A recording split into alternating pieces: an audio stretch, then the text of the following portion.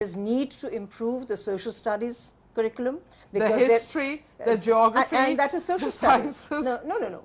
The sciences, by the way, if you were to put Pakistan's physics, chemistry and biology textbook on one side and the textbooks of 8 or 10 or 20 other countries on the other side, physics, chemistry, biology, mathematics, our curriculum meets international standards. I don't think that there's an issue there. This curriculum is followed in every single school that teaches for the matriculation exam, which is about 90% of schools in Pakistan. Even Beacon House and other schools run a matriculation system as well as an O-level. They have within that. So to say that there is no curriculum and there is, you know, the poor children are going. Tricky part. I think the tricky part, let me say, the tricky part is that we need to strengthen, number one, our teacher training program so that you're getting quality teachers into the system. Number two, you definitely need to have more than just a textbook. The curriculum is always more than just the textbook. The teaching aids. So the teaching aids and the materials, which means that you have to have more resources in order for every single province to be able to procure science materials, social studies materials, and computer labs, all sorts of things that are required. If you take a look at a well-resourced classroom and you take a look at most of our classrooms in the rural areas, you will see what needs to be done. So it is a question of finances, also efficiency of financing and making sure that funding goes to quality inputs into the system. Now, here's, I think, I want to come into a very quickly, because I don't want to run out of time. Debate should not be confused. Curriculum debate should not be confused, but this is one issue that I think is very important. There are federal schools, for example, that are federal government schools. So and they follow the matriculation curriculum. They follow, but will they continue, or will are those going to shut down? No, of course they will continue. They will continue. I mean, in Islamabad, all the schools will continue. They will fall under the Islamabad Capital Administration, which is the case in most countries of the world, wherever there's a city that is a capital and it has its capital administration, and they will fall under that administration. There is a large group of, large section of society which is mobile, the Pakistan Armed Forces, professionals, people who move around the country. And if we don't have standardized education in public schools nationwide or private schools, then mobility for children, Dr. Mohmand, is going to be a problem. If let's say, a young government officer is working posted to Karachi, her or his children are going to school in Karachi, they should be able to move into the same class in Lahore or Islamabad without having disruptions. Is that going to be a problem?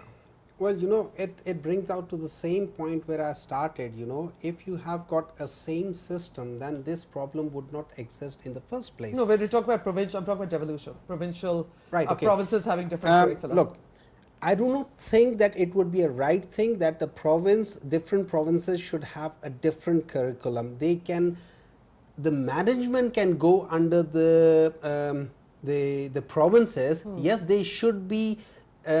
They should be the people responsible for the management of the education, but the policy should still be as in one person. It could be like, you know, the 4 provincial heads of the education or ministers should sit together. But the system should be the same, because at the end of the day we are a federation.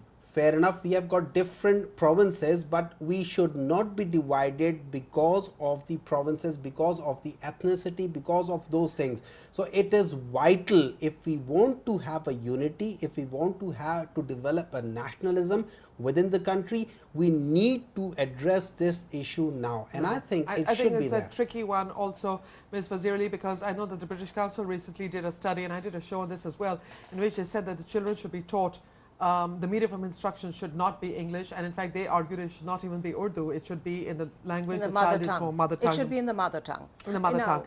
But do you think that that would lead to more divisiveness this or is experience around the world. Evidence shows that a child learns best in his or her mother tongue. And this has been proven 1,000 and more times over across the world.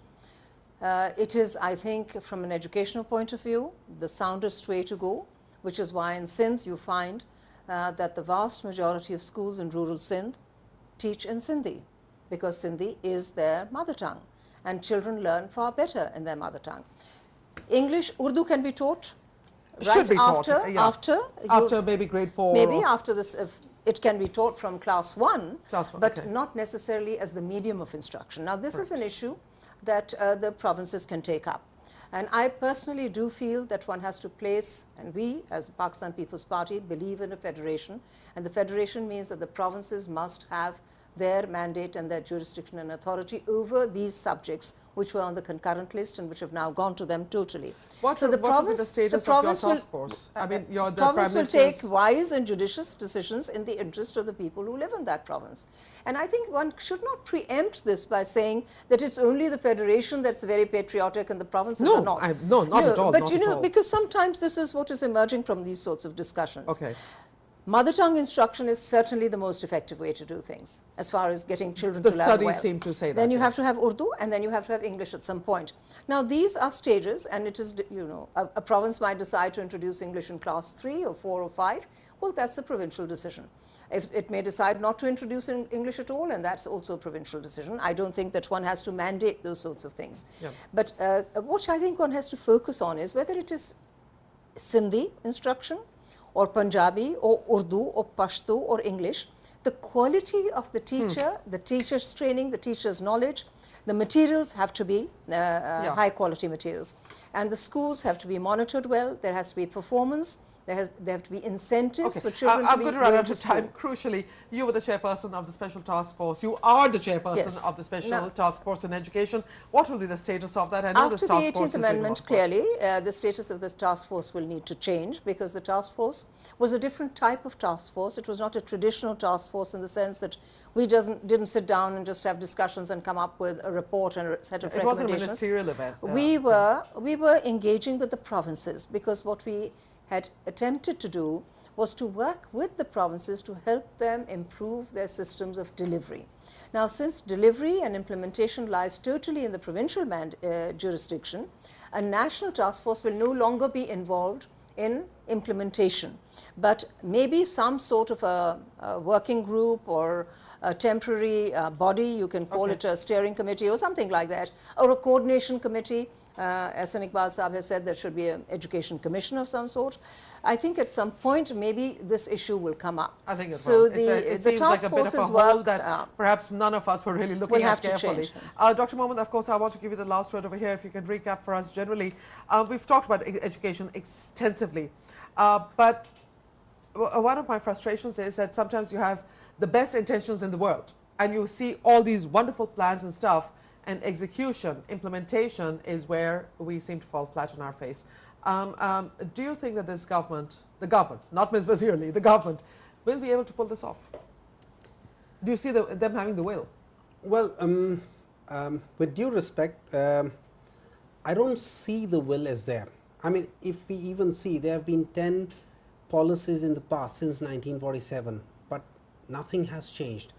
The will is not there. Yes, there are so many things, and you know, no doubt about the capabilities of Ms. Wazir Ali, but generally the will of implementation is not there. And I really do not see that they will go and let's see how it comes into the budget. It's not just the federal government also, it's going to be the provincial governments, Well, it's the PMLN, it's the ANP, it's everybody. You see, I'm as far as I'm concerned, it's not only them that I'm saying. I'm saying that all these, all the governments, either it's provincial or the federal, I do not think that they are really willing to bring a change in Pakistan. They are the people basically who this system, whatever is happening, suits them. It suits them, because the more education they bring, the less the Vadera system would be there. Well, you know, and this is, you know, in the essence, this is a very fallacious argument, and it's made so many times. First of all, there are not, you have to take issue with this. There are not Vaderas all over Pakistan. Let us be very clear. You have now got 40% of your population living in cities. That's the first thing. Punjab, there are no large-scale landowners in Punjab.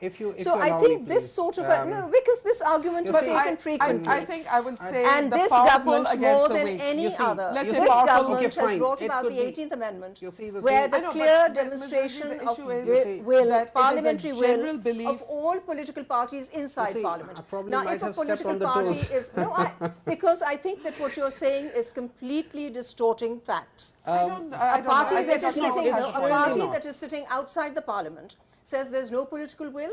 A consensus 18th Amendment has been passed by all we're parties. talking about education, Ms. And President. in There that, has been no commitment to 18th education in Amendment 30 is years. 25A. For the first time, Okay. the Parliament of Pakistan, with all its political parties, has committed itself to giving free and compulsory education to all children ages 5 to 16, and to say that this may be determined by Dr. law. Mohmand has So been, let us talk about what is actually, what is factual and what is correct, and not what are assumptions. I'm not trying to be assuming things. I'm just trying to tell you, generally, if you see what is happening in the villages, and I think still the majority of the population still resides in the villages, where the education system, or for that matter, every system is not really working, because the so-called okay, I'm running out of time, sir. So right.